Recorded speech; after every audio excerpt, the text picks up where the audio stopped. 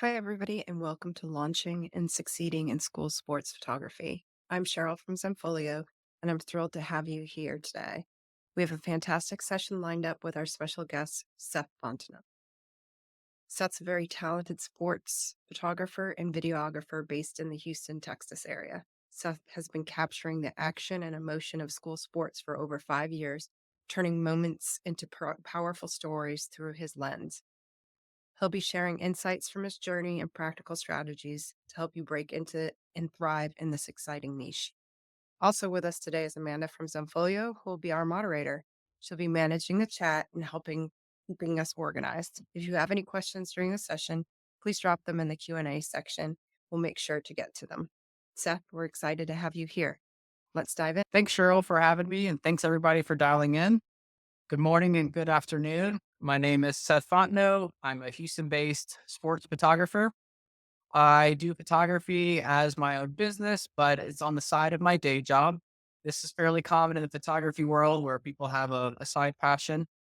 I made it into an official business about 5 years ago after dabbling and feeling like I wanted to be more serious with it. I do a combination of photography as well as videography. You can see in this photo of me on the sideline of a game that's shooting a video, but today's content will all be photography based. I've covered a wide range of sports. I've listed them here. I'm open to doing anything in the athletic space that comes my way.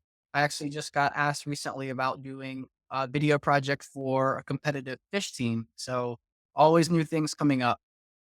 My introduction into sports photography really started when our first daughter was born. We had her in daycare, and that daycare was part of a school that ranged from daycare all the way to high school. And I had my camera shooting some events for the daycare, and I saw a football practice going on the field next to the daycare building. And I shot some photos of the kids practicing.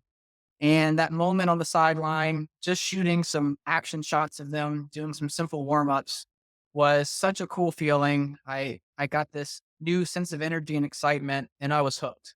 So I started to partner more with that school, and that was my introduction. That took place in Louisiana. And then I moved to Houston during COVID for my job relocating. And I'll talk about how I got established on a bigger scale here. So high school is where I do most of my school work, but I do some at the junior high level, and I'll explain why in a minute. But for high school, here's what's in it for me. There's a high demand for sports photography. There are so many sports, so many new kids coming in every year, and the appetite for photography just seems to go up and up and up.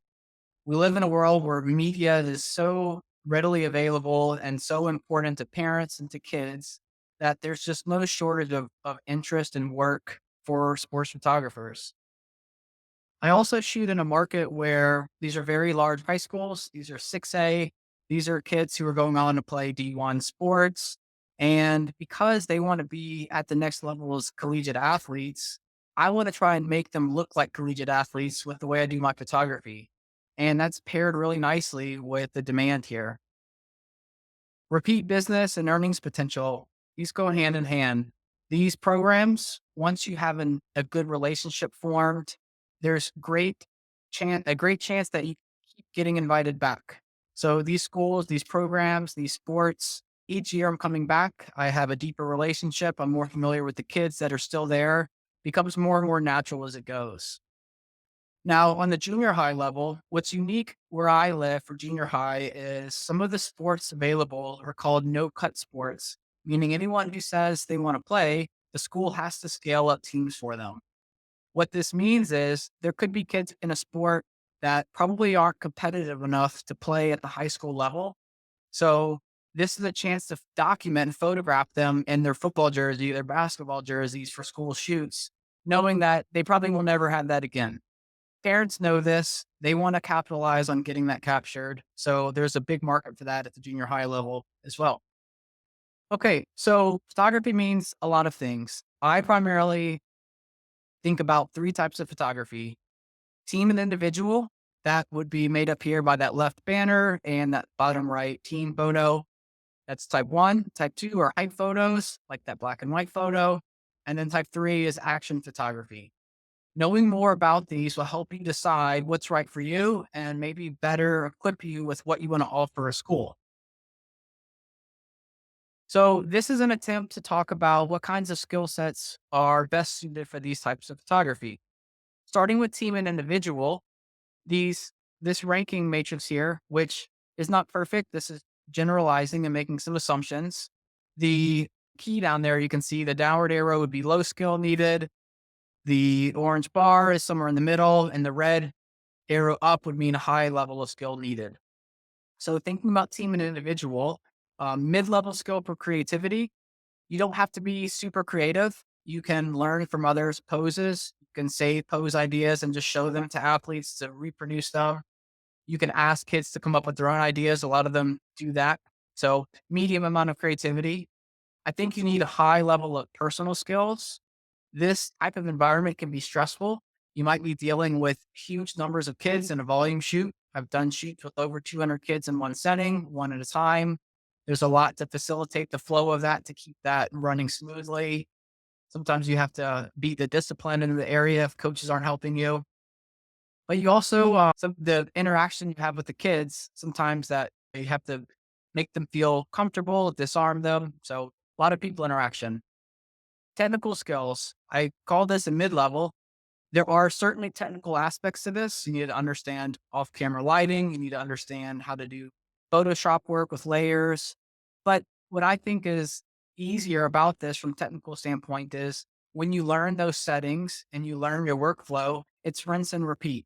The variables stay fairly constant. You're in a jam setting. Your lights are more powerful than the ambient light. You can set things up just as you did the previous school, the previous team, and get about the same results. So that's a lower entry point for feeling like the technical skills are difficult. Equipment. This is high because you need to own a lot of things. I shoot, you can see this behind the scenes photo. I typically shoot four lights, two in the back as kickers, two key lights. These are all wireless lights, so you don't have to deal with cables. I have a backdrop I'm set up with. I'm doing live preview on an iPad. There's a lot of little intricacies that go into these shoots, and it can be a bit pricey to accumulate all that equipment. It does not need four likes to make a good sheet for a team and individual. Some people do it with two, some people do it with one. But depending on what you're trying to do, more likes can offer up more flexibility when it comes to editing. This is a sample image, this player right here. She is also the front of this image, which this is called an extracted team photo, meaning I take the individual photos and build a team photo. Again, those things have feel a little daunting learning those workflows, but once you've learned them, it's rinse and repeat.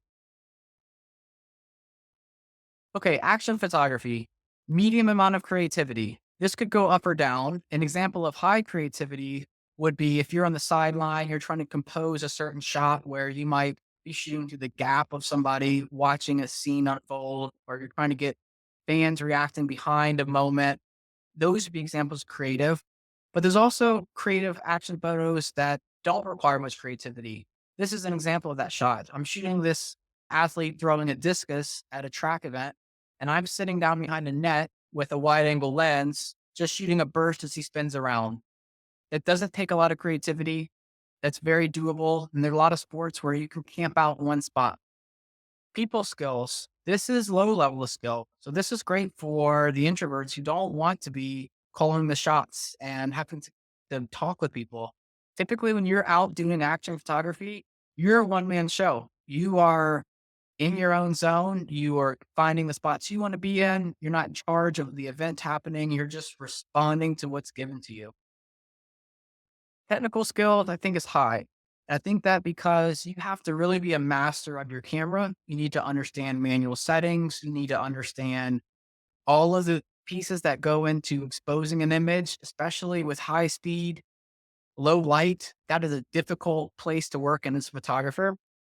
So that you need to understand the camera mechanics very well to be a good action photographer.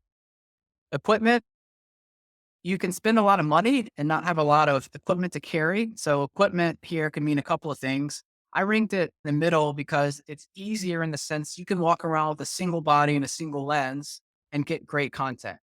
You don't need lighting. You don't have to have multiple cameras. You don't have to have multiple lenses to still get really good results.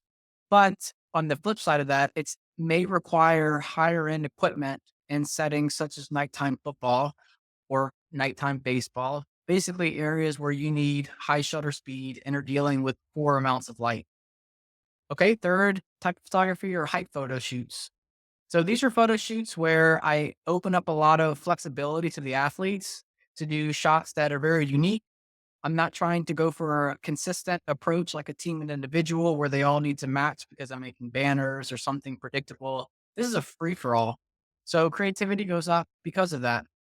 They often are looking for me to help give them inspiration on poses, or they have their own, but you can't show up to a shoot like this without having some creative juices in your head. I often lean on things like Pinterest to come up with ideas. I'll look for ideas. I'll make a board. I'll bring those to a shoot. I'll let the kids look at that before they walk up. That kind of helps. People skills, hi. This is a lot of directing. So if you want to be left alone and on your own island, this is not the kind of shoot for you. This is the kind of shoot where you want to be talking with each player, getting to know them, trying ideas out, disarming them. Technical skills and equipment. I'll address these together. That could scale up or down. This top photo, I consider um, more technical and higher end equipment because I'm using multiple off camera lights. I'm using smoke and fog. I'm trying to accomplish a reflection in the image. This bottom photo of the tennis player, that's much more simple.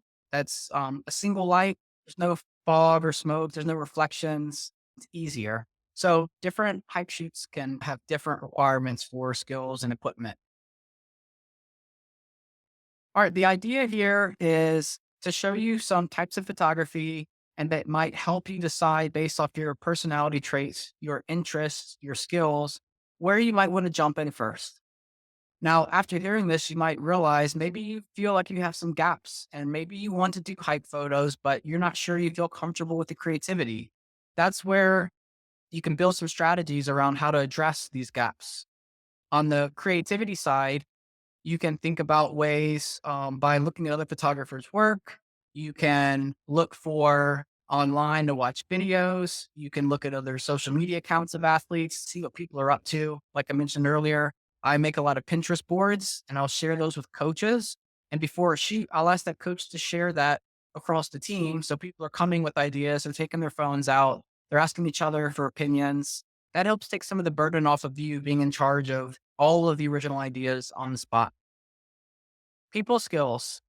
Shadowing photographers helps tremendously. That helps you learn what they do, how they operate, where they position themselves, how they deal with players distracting them while they're on a shoot, how you deal with parents distracting you, how you deal with lots of kids in one area all talking over you.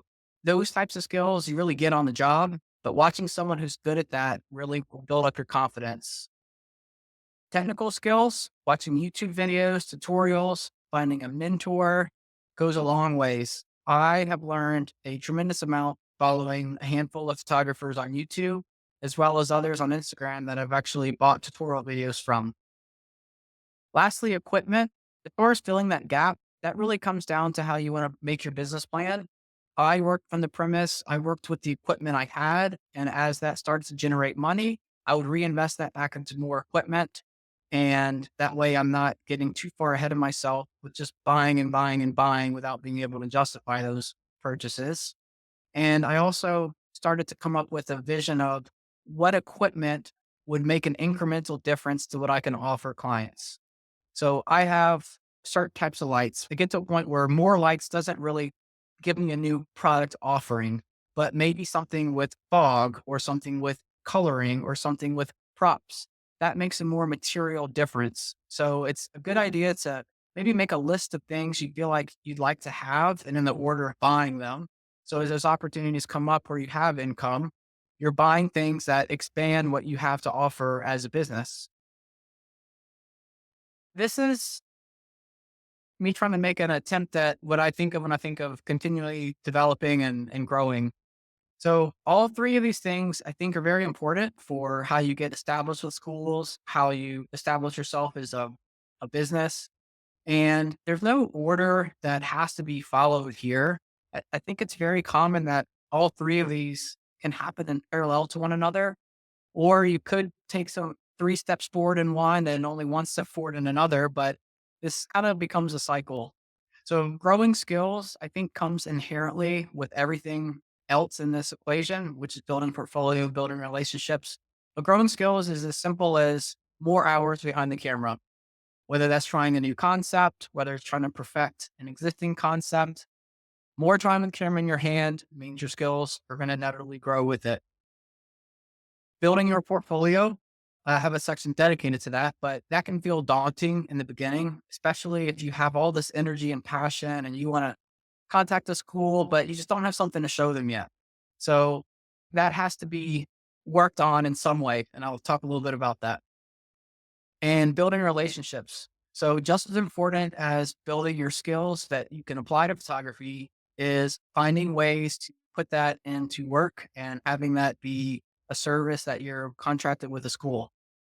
So I really like to think about all three of these things and try and ask myself, is what I'm doing working on one of these three things? And if I ever feel like I'm not, that's an indicator for me to push myself more. So building a portfolio, it's like getting a credit card where you don't get a credit card if you don't have any credit, but you can't build credit without a credit card. Sometimes you have to be creative, and free work comes to mind when I think about being creative.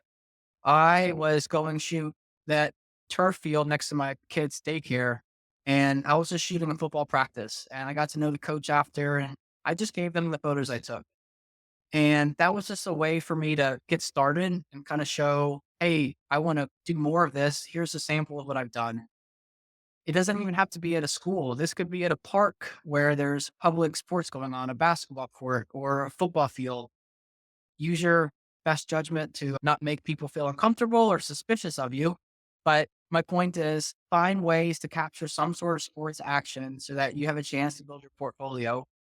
As you do more official work, keep swapping things out of your portfolio. You may really love some images you took, but now you shot for a school and it was more official. So you want to start to show in your portfolio that you've done other work that's directly with the program versus being just. You can also make friends with other photographers. You can find Facebook groups, Reddit groups. I follow a lot of groups just to see how people are doing what they're doing, help spark ideas. And on social media, you'll see lots of things that students are interested in. And if you can try and capture those things, you're more likely to catch their attention. Catching their attention might lead to them contacting you or telling their school they're interested in having you come shoot for their team. All right, so now we'll talk about portfolios, building skills, relationships with schools. So this is hard. I moved to the Houston area during the middle of COVID. I had a job relocation with my day job, and I decided I want to get involved here. So I sent an email out to, I don't know, at least 12 schools, and wouldn't you bet, crickets. So just nothing. I was sure someone would be as excited as I was sending that email. And that just wasn't the case. And I had one email response a week later. It was from a school that basically said their photographer, they lost, either moved away or they just, for whatever reason, they weren't available. And they asked if I could come that night. And pounding adrenaline, I say, of course, I show up. A lot of learnings from doing that, but you take what you can get. You can't always prepare for the perfect moment. But that's cool. I've been covering now for 3 years and I've shot every one of their sports. So you take whatever entry point you can. The way I found those email accounts was looking at schools' websites. I looked at the athletic directors. I looked at the individual sporting coaches. I looked for the booster club handles on Instagram. So I built up this list to where I was going to present myself. Looking back, I didn't have a really compelling way to establish who I was and what I stood for. Part of that was I didn't have material to back that up yet. But I encourage everyone, if you're this early in the game, to think about what's your brand? How do you want to present yourself? And have that fluently available so that you're consistent with how you approach different programs. I was just, hey, I want to come shoot. Will you let me? But now thinking back, I would probably spend more time looking at what sports does that school not have covered? How can I make this appealing to them? You want them to read that email from you and say, yes, this will make my program better. I want this person. Seth, did you send your website or any samples of your work? I know you were just starting out, but what did you send along with that email? I sent a Google Drive link. Oh, And at the time, that's all I had. A website was so far down the line, I wasn't there yet. And so again, when I think about how professional I wasn't, I was just reaching out. And I think that's part of this. But if you have a chance to improve how you present yourself, I think a website could make a huge difference because that immediately suggests that somebody is much more serious than purely saying, I got a camera from Best Buy 6 months ago and I'm ready for the big leagues. So if you can improve visually how you present yourself, I think that does go a long ways. So I had this little snippet here of just explaining, I want to be part of your program. I want to make this better. I want to elevate what you have and show the world what this school story is. Can I have access to X event? And it's also good to think about where in the year you are and what sport you're targeting. You're probably not going to target football 2 weeks into the season because they may already have that locked up with other photographers. So maybe it makes more sense at middle to late summer you're targeting the football. Or if you're looking at soccer, maybe that's in this fall, but before the winter. So you don't want to just blast all sports in every school at the same time. Try and be a little more thoughtful about when it makes sense for when these decisions are made for how booster clubs fund things. Okay, so that was establishing relationships. That's your foot in the door. Now you have to stay in that room that you just got access to. So it's important to understand the relationships and how they differ against these four groups. I find that coaches are the least involved when it comes to school photography. They are primarily worried about day to day operations of that team and sport and winning the next game. So the booster clubs I find have the most influence and impact on your ability to be in with that organization and to negotiate pricing with them. Booster clubs, and I say this very easily because I assume people know, but booster club is essentially a group, typically parents of kids. They're volunteers and they're responsible for the budget that is spent for the organization. That's typically private money. So even though it's a public school, the booster funds come from parents paying dues. So that essentially becomes your board of directors of that team. And that's typically who you would contact if you can find who they are. You maybe start with the coach and they hand you off to the booster club. But that's an important group. You nurture that relationship. They're the ones who sign your check. So that's the audience you're number one there to appease. I find a pitfall sometimes that people are focusing their photography or video work on what makes the players happy, and that there may be a disconnect in style and content. And if the booster club's not into that, it doesn't matter if the players like it, they won't bring you in. So it's just important to remember who signed the check there. Parents. Parents, lovely part of this job. They can be awesome. They can open doors for you, or they can be very difficult. Most cases, they're very good. Sometimes there's some that are particularly influential and are willing to sponsor things privately, and they'll make donations to the Booster Club that go straight back to you. Sometimes it's good to find when you find a kid whose parents think that photography with their kid is the best thing in the world. Strengthen those relationships. Those are good ones to have. Players. So what I said earlier is I don't overly gravitate towards their interests, but it's very important to know what they think of my work and to see what they're sharing and reposting for mine. That gives me direct feedback on what's working, what's not working. And I like to, if I have players that I've won over on social media and I don't know how to get in touch with, or I haven't heard back from their club, they can speak up to their parents and boosters and say, we want to bring this guy in. And there have been plenty of teams where that ended up being my entry point. Okay. Depth and breadth. So depth growth would be pick one school, you do well at one sport, another sport at the same school sees that work, they bring you in, start to cover that school's spectrum of sports. Breadth could be that plus more schools, and then it could be more schools and more districts. So be thoughtful about how wide and how much you can scale. I've had several lessons where I don't say no and I take it all on. And that becomes a risk too, because if you start under delivering and have too much on your plate, you could hurt your reputation. So it's a good problem. I know some people are thinking like they'd love to have that versus hearing crickets, but as you grow your business, stay in control of how much you can commit to. Do you have anybody that helps you out if you do have a playoff game and something else you committed to, and all those playoff games come in and sometimes you're not expecting them? Is there somebody you can call on to help you shoot at this point? I have never used somebody to help me as representing me, but I have given jobs to other photographers that I know and trust, and I've Mhm, just handed them to them. I've never tried to have them shoot on behalf of me.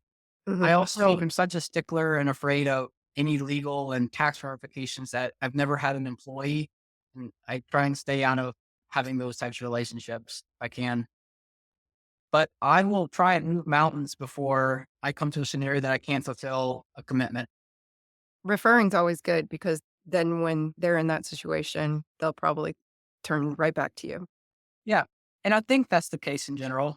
There sometimes is a feeling of turf war in the photography world. And we know a lot of the same photographers because we share the same space with a lot of them. And there becomes this establishment of this person has this school, this person has that school. But yes, there can be some give and take there. Okay. So this slide is talking about, let's say, a day before a shoot. I'm thinking through these are the scenarios to help me be on point and be ready. Packing is always evolving for me. The type of bag I'm using, how much weight I'm carrying, if I'm trying to account for layers of clothes, food, or water. So things in addition to just your camera gear, understanding the weather. So that could be if you need to shoot in rain or if you are dealing with severe cold and wind. Those things are important to think through. I typically always look at the weather forecast before I go out there and know what to expect. Scenario planning. So when I'm shooting events, I try and think in advance how I want to play that game out, whether that's one quarter on the home sideline and two quarters on the guest sideline, whether that's planning to go into the locker room to get video or photos of the coach speaking. There's a number of things you can do, but it's good to think through those scenarios in your head before you get out there. For ergonomics, that could be, how heavy of gear you're working with. Are you strapping cameras to a chest strap? Are you using a monopod?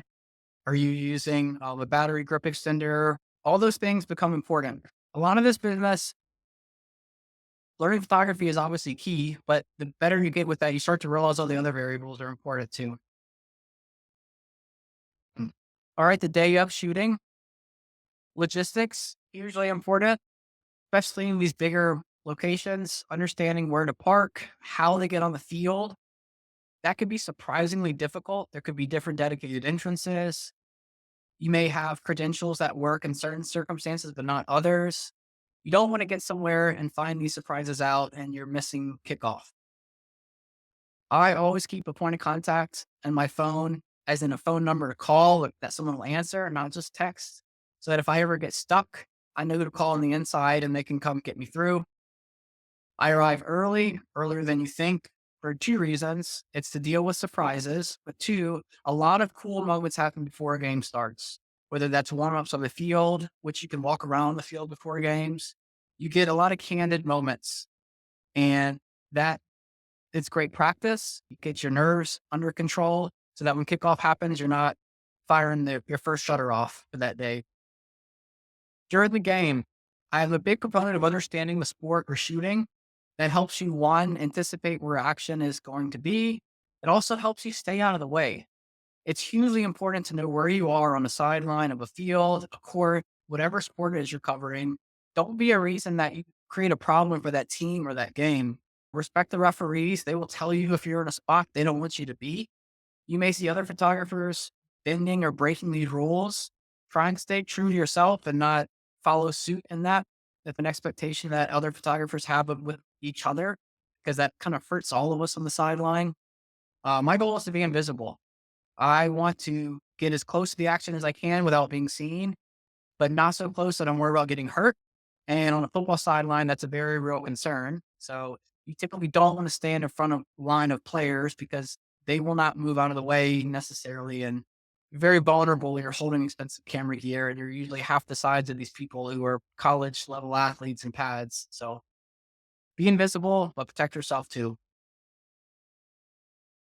Okay, getting close to the end here. Camera equipment. So, firstly, want to say practice and fundamentals outweigh expensive equipment.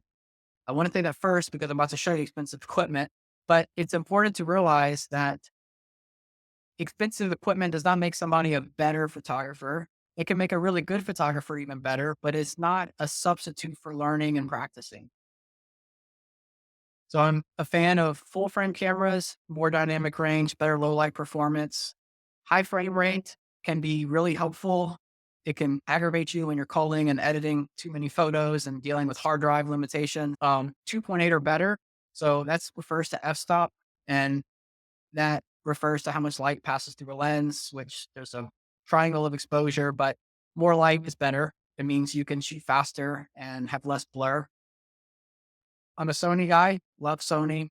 I have an A9 III, which came out last year, and an A7R5. I shoot with a 300 Sony GM lens that also came out last year, 70-200, 24-70. I have a number of prime lenses.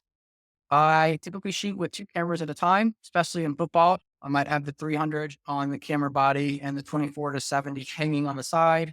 That allows me to switch focal lengths depending on if action is starting further and finished closer, or I'm shooting across the field and then getting a reaction shot from the sideline. Those are my main cameras. Additional equipment, all kinds of things. I have a lot of strobe lights or off camera flashes. They're all Godox. I have a large speaker I bring. I feel like that brings a lot of life to events and shoots. Fog machine. I have a utility cart I roll these things on. I use an iPad, Capture One. I'll have a clipboard and paper if I'm shooting rosters to mark off names and spellings and numbers of jerseys. So bringing this all back to Zenfolio here, the bulk of my sales come from the photography space. The videos, those are directly to a program, but I sell my photos through my Zenfolio website. I create sales packages. I customize gallery controls depending on if I want to allow downloading, if I want to allow paid downloading or prints or just downloads. There's scenarios to justify all of those. I may want to not allow downloads for team photos because one person could download it, hand it off. So in that case, I would set a print only album. I control the print ratios. I've been burned in the past by people doing their own custom cropping and being upset when names, titles are cut off. So I'm very particular with how I do my gallery settings. And it's very easy to do all of those things. That keeps me protected. It lowers the chance that somebody is trying to get a refund or disgruntled. I lessen the opportunity for those mistakes given the controls that are available using Folio. Also ordering our order reports. So from a tax filing standpoint, I'm regularly having to download reports, can quickly filter through actual sales to discounts applied to taxes. It makes it very easy for me to summarize on my tax filings what kind of business I had in that quarter. And design help. One of the first things I did when I got my Zenfolio account was I took advantage of one of the services to have free design expertise help me build my site. I was starting from scratch. I was intimidated and I had several sessions and really thought highly of those. Hey, Amanda, can you actually drop in the zenfolio.com/success link in there for people? Because I highly recommend it's not just design, but if you've got any questions about setting up your account, these are one-on-one free sessions that everybody should take advantage of for sure. Thanks for mentioning that, Seth. Yeah. And I've used that as well. All right. That is the end of my prepared material. I can't see anything, but I'm here to listen to questions now through the chat. Great. Yeah, I'm gonna feed you some questions. We've got a few in the Q&A. Right before I do that, I did want to mention when you're talking about sales and packages, Zenfolio has a fairly new feature called Smart Upsell. It's different from coupons and the past discounting that Zenfolio offered. Now you can add in discounts that show up when people are in the shopping cart. So you can set it to say, for example, add 10 more dollars and you get 20% off, and you set up what the percentage is. or add one more item and you get free shipping. These have been wildly successful at Zenfolio. We've seen over a 50% increase in average sale for those people who have set up smart upsell. So if you do have a Zenfolio account and you haven't set that up yet, it's in your price list, or use that link that Amanda sent out to have somebody help you set that up. So I want everybody to make the biggest sales they can make. You guys put a lot of time, effort, creativity into every single one of your shoots. Let's make sure we get the profits from it. Great. Okay. I'm going to our first question from Richard. Do you freelance at events, or are you hired by the institutions or schools? I'm almost always hired in advance. I do some on spec work, but I prefer not to. I My preference is to already be locked in with a guaranteed rate, and I'm typically shooting for the school program. It's fairly common. Other photographers will do spotlight packages and they work those with parents individually, but I find it easier to work with the school directly because this isn't my full time job. It limits the amount of marketing and searching I have to do. Makes sense. A good follow-up question to that, also by Richard, is how do you negotiate the photography of high school students who are minors? What are restrictions you've met, if any? So I don't negotiate prices with kids. I work through boosters or parents. I have kids who will reach out to me fairly often on Instagram. And if they are asking about pricing, I'll give them pricing, but I typically will get a parent involved, either at joining in on the shoot or somehow communicating with me in advance. I'm fairly protective of making sure I'm not in a position that's not good for me. Yeah, that's important. In my experience of shooting sports for minors and Raleigh baseball contracts, if I want to use pictures on my social media, on my website, I make sure contracts are signed by parents. Minors cannot sign a contract. Same if you want someone to be a rep for you to get more business, that rep contract needs to be signed by the parent as well. Dan has a question. Who would be a good point of contact for a park district or a youth league? So private sports, typically I would start with the going to that organization's website and finding someone who could be contacted on there. I've done a little bit of this outside of schools. It's been organic where I've been asked to do that, but there's a similar concept that there's typically parents involved and they have a governing body. In the Houston area, we have a sports league called I-9 Sports. And on their site, they have points of contacts to reach out to for day-to-day operations. I would find email addresses on those websites to start with. Yeah, that's a great place to start. Daniel, any word track or ideas on how to approach schools, pitch schools for sports photos? For me, it was all through email. I've grown that to doing some social media as well. Some coaches are very active on Twitter or Instagram, and you can message them directly.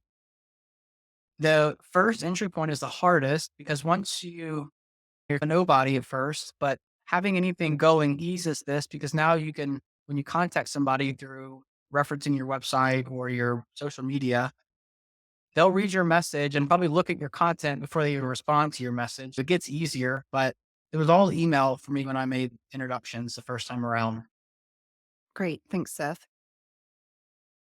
And has it been your experience that once you start working for schools that you get asked to do more than school photos, leading to other business opportunities? And Yes. how do you know? And how do you navigate that? If it's in my wheelhouse to do, I'll do it. And if it's in my interest strategically, I'll do it. I I've filmed weddings, I've photographed weddings, I've done birth. newborn photos. I've done Christmas family photos. I've done high school graduations. I have done the whole circle of life for events that have come from sports shoots. And I typically welcome that. I'm most excited about sport photography, but some of the portrait work is pretty good filler work, especially in between seasons, and especially if it's strengthening your relationship with some of these families who might have three more siblings that are coming up the ranks, and you might have a 8-year runway with one family with each of their generation of a kid. And that same parent may sit on the booster club that whole time. There's some political strategy involved with taking on those asks as well. Jerry asks, how do you navigate the constant influx of parent with a camera or dad with a camera Yeah. photographers who try to enter the market and they undercut your prices or offer free work? Yeah. This is hugely debated topic out there. There's even an acronym that was created, which was something like mom with a camera or something like that. I personally don't sweat about it too much, but my perspective on that's not entirely fair. This is not my primary job. So I can afford to not care as much. If this were, I might feel differently. I try and ignore it. I think it's background noise. I'm focused on getting the best pictures I can, and I want to win out and get chosen because of my work. And if they're on the sideline doing what they're doing, I can't stop them. So I try to just pay no attention to it.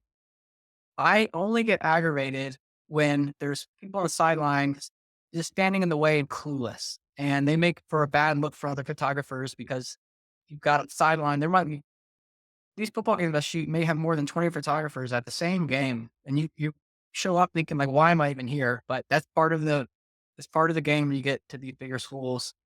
But most of them are professionals. They're out of the way. They work around each other. We have a unspoken dance with being out of each other's way. But there could be a parent or a high school kid, and they're standing 3 feet in front of the line and they're in your way. The refs are getting upset with them and they start pushing everybody back because they're breaking the rules. So, as far as undercutting pricing, I would suggest sticking to what you think you're worth. And if that gets completely derailed by someone doing it for free, you may have to consider another area, another school, another sport, because you can't stop them, and it's not worth damaging relationships in the process with that school or program. That's really great advice. And I feel like that noise of I can do this for free, I charge less, often is diminished by your work really being consistent. So even if they're paying you more and your prints and downloads are more expensive, if you consistently deliver, even if they try someone that's free, often they'll come back to you. But I agree. You can't worry about what other people are doing for pricing. It'll drive you nuts. And I almost never recommend lowering your prices to try to compete with other people. It just lowers everything for the entire industry and nobody wins then. Yeah. Let your talent really speak for itself. How quickly are you editing and making photos available for purchase, and how long do you give parents to purchase photos? If I'm shooting a live event, I am posting the day after. My workflow is I will come home, I will drop everything off my memory cards. I will do my culling, which is where I select the images worth editing. I will open those in Lightroom and start auto denoise, and I will go to bed. The next morning, I will get up, that will all have run, and then I edit. And that might freak some people out who think you can only do that workflow after you edit photos. I don't find that it makes a huge difference. That's for live photos. And that's because football season is so hectic for me that I'm shooting multiple events every week. I can't afford to have a week turnaround because everything starts to pile up. I'd rather work very narrowly on one event and be 100% done and then move on to the next thing. If I'm doing team and individual photos, that turnaround is more like 3 to 4 weeks. That's enough time for me to do all the individual edits. I'm adding the text layers. I'm building the team compilations. I'm ordering and delivering prints to the school. So that's a 3 to 4 week turnaround. I don't put limits on when people can order. I get orders from school sheets I put up over a year ago. Sometimes links get passed around, or a grandparent wants to download an image for a slideshow they're making of their kid from 2 years ago. I pay for unlimited storage for Zenfolio, so I have no care about it staying available and up. Yeah, I would agree on that. One thing you can do if you do want to add some sense of urgency, because in my experience, for some of these things, people are excited as soon as they get them and they'll buy more, is having an incentive to buy within the first 5 days, but not limiting the length of your gallery so they can always purchase still. It's, That brings kind up of a best of both worlds situation. another thought, Cheryl, to the question about being undercut pricing. So sometimes I do feel a bit of a race that I know there's other photographers and we sit in the same spot sometimes. And the big play that gets thousands of shares, we're all having a version of that photo that's like 1 to 5% different than the other four. So you will see a race sometimes where people want to post that first because whatever player it's of that gets tagged, and some of these players who are being looked at for D1 college, they may have tens of thousands of followers. They start sharing that photo from your page. It drives all the traffic, the likes, the analytics to your account. So those would be reasons to get something out sooner than later. Yeah, I love a good sneak peek too, even if you can't get the whole game out, and I know you're exhausted, but while you're backing up, if you've got a couple shots that you can get out real quick just to get people really psyched, that's always highly appreciated by the players and their parents. And schools like that too, because they love to make a graphic of the final score. They'll put it out that night. Sometimes they'll already have an image ready to go, but I have been able to feed them an image that I'll pull Bluetooth onto my phone. Like photo like this. This is a run out photo. I could get this off my phone at halftime and pass it off. And if it's a win, this is appropriate because they're smiling, their arms up in the air. They could already have a graphic to overlay on this. Yep, things move so fast these days. Glenn wants to know what you use the speakers for. So I use a speaker whenever I go to shoots that I'm controlling. So I would never bring a speaker out to a sporting event. But if I'm doing a team and individual photo in a gym, I will have music playing that whole time. I feel like it relaxes kids. It's fun. I'll play high energy music. I'll make sure my Spotify is not on explicit, given the area I'm in. Sometimes kids take over and they want to be DJ, which oftentimes blows up because they jump to things that I can't let them play. But music, I have music on everywhere. I have it on in the house when I'm home, have it on, just I find that it makes things more interesting, fills up the noise in the gym. Ironically, it's so loud with the kids talking, it helps mellow things out. Gets kids out of their head too if they're nervous. Yep, it disarms them. Keenan says, "What is your media archiving protocol? Do you aim to retain media in perpetuity? And do you address licensing beyond P2P?" I have a Google Drive cloud, a OneDrive cloud, and an Apple cloud. I have what I consider my hot media, which is cloud backed up, available anywhere at all times. It's I work in IT, so it's like disaster recovery planning. But I then have cold storage. I have 80 terabytes. I have a whole docking of bays, and that's categorized by year. I keep way more than I should. Basically, keep all the original raw files, and because I prefer to spend more money and get more storage than to spend the time better designing that structure, I just have everything legacy kept. But I only keep the edited photos on my hot storage and actively linked to where maybe schools have access to them.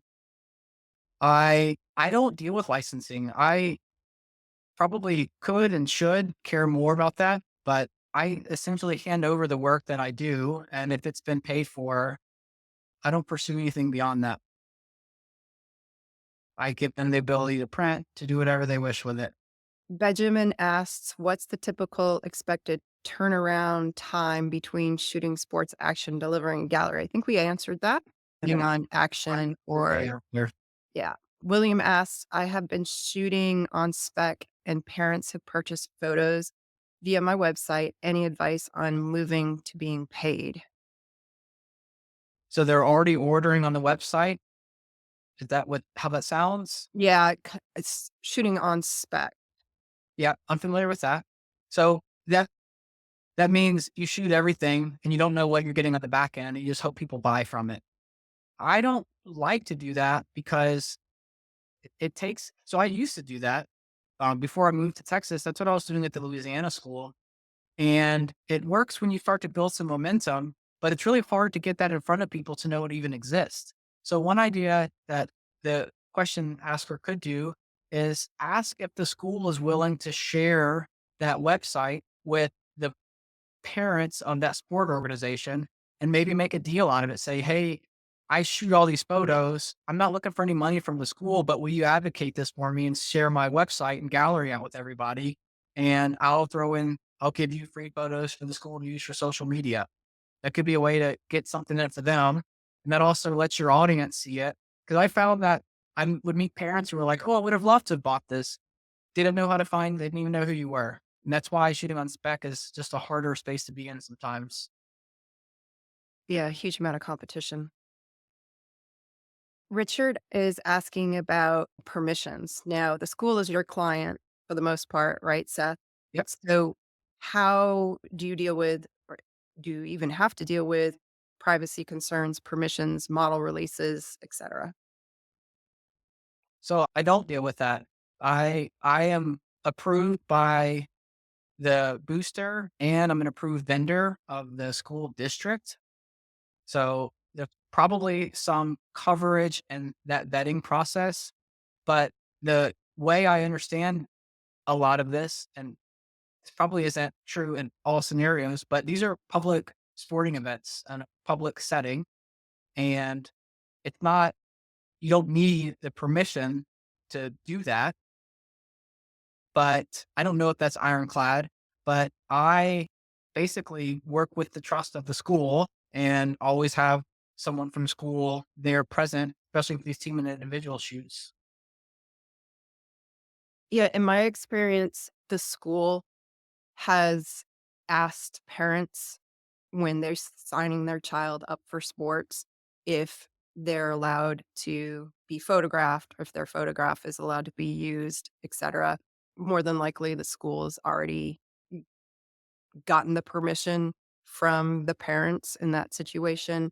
And of course, if you ever publish something and a parent contacts you saying, can you remove that? It's in your best interest just to remove that. They might have very good reasons for not wanting. I haven't had this happen in 15 years of I have. shooting myself, but it definitely can. Seth, you've had that experience? Yeah, I've had it. I had it for an athlete once. There was nothing obvious to me why, but I did exactly what you said. I immediately removed it and just was polite about it. I also covered my one of my daughter's kindergarten graduations last year for free. I shoot her school stuff for free and give it to the school. And there was one kid who didn't agree to it, and it didn't even get posted. But the school told me they couldn't post the photos because the one kid, and so like they had me crop some of the images, and other ones just couldn't use. But again, that's not for me to care about. If that's someone else's personal decision. But I think you said it correctly. It's abide by their wishes. Rob is wondering how much you use the 1.4 XTC and if you find it reduces clarity at all. Yeah, it does. I think I say it reduces clarity. I think what hurts more is the fact that it bumps it up to an F4 because you lose a stop of light. If I'm shooting football that starts with the sun out, it's amazing because I don't need to worry about grain as much. But nighttime shooting with that pushes that 300 to a 420 at an F4.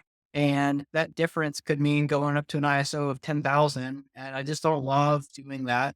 I've been very impressed using it in daylight, less impressed with stadium lighting, depending on the quality of the stadium. Some stadiums have really great lighting. The middle of the field is always lit better than the end zones. So it's a little more hit or miss. But I'm typically taking that off when I'm shooting stadium light.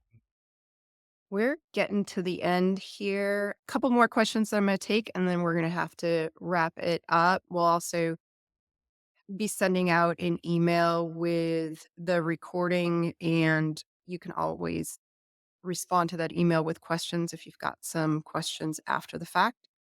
Scotty wants to know, how did you figure out your initial starting? Yeah. And before I answer that, to add on in case we don't get a chance, I have reached out to lots of photographers over the years on Instagram, asked some questions and getting advice, learned a lot. I have other people who approach me with the same thing now. So anybody on the call, you can approach me on Instagram after as well. Okay. So getting started on pricing, I wish there was a more scientific answer. I came up with a rate that I felt was more than I thought I could get, and they instantly accepted it. And so then I'm immediately thinking I didn't ask enough. But what I did was I knew some other photographers and I found some that were comfortable talking about that. That's a sensitive topic, especially in your area, because people don't want to reveal that. But I think you got to come up with what you feel you're worth. And part of that's understanding the market area you're in and what other people might cost. But you have to decide your business model. I do a flat fee per game for most of these sports. That's easy. And from them, the booster club, they're saying, if I dilute that over the number of players, that's really cheap. But for me, it's, I know what I'm going to get guaranteed. And I don't have to worry about the ceiling or floor effect of shooting on spec. But for the individual photos, I've been adjusting that up over the years. So when my demand gets to a point where I'm turning people away, simple economics tells me I should be charging more, and I will make those adjustments each season. I won't change it in the middle of something on somebody, but the next year around, I'll have a new rate. Costs go up too, so you always have to be considering your prices in light of costs. And last question, Glenn is asking, how many images do you typically release for a typical game? So a typical football game, I'm probably posting about 200 edited photos. When I say post, I don't mean social media, but I'm putting them on my gallery on Zenfolio. And I would say a third of those photos, or maybe 70, are kind of ancillary photos outside of the action, and two-thirds might be actual action. So that one third might be warm up shots. It might be the sideline during the national anthem with everyone's lined up. It might be some of the walkout photos. It might be cheer or band or fans. So I'm trying to look around. I want to tell the whole story of that experience. So I'm not just posting 200 photos of whoever's holding the ball. I'm trying to spread it out as much as I can. That's a whole nother topic, which would be great one day, but trying to think how you cover an event fairly. Unfortunately, interior linemen, they're just not in photos very much because it's hard to see them. And typically you're following the ball in the action. And if you get stuck doing that, you miss a lot of the cool moments out there. But Uh, 200-ish is about what I post. And how many hit the trash bin? I'm probably a 10-to-1 ratio. So I might shoot 2000 and keep 200.